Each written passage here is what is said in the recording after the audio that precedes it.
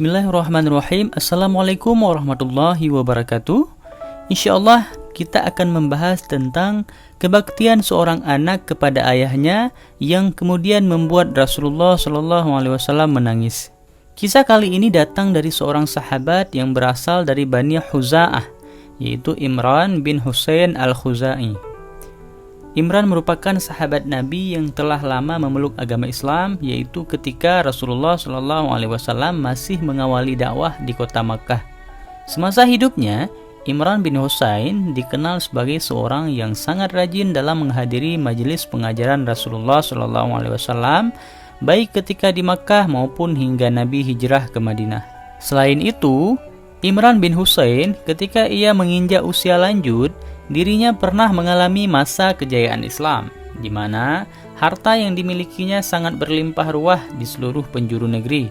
Meskipun Imran dilimpahkan harta yang banyak, namun ia tetap memilih untuk hidup dalam kesederhanaan serta zuhud seperti apa yang telah dicontohkan oleh Rasulullah SAW.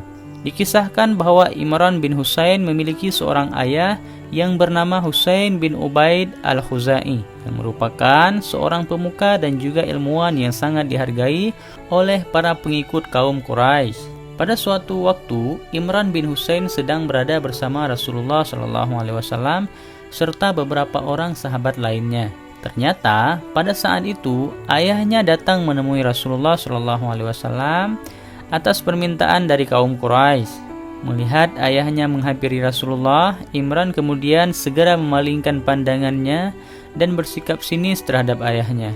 Ternyata, apa yang dilakukan oleh Imran semata-mata hanya karena Imran ingin agar Rasulullah SAW tidak dibantah oleh sang ayah. Karena Imran tahu betul bahwa ayahnya itu sangat pandai dan ahli dalam berdebat. Setelah beberapa saat, ayahnya berdialog dengan Rasulullah.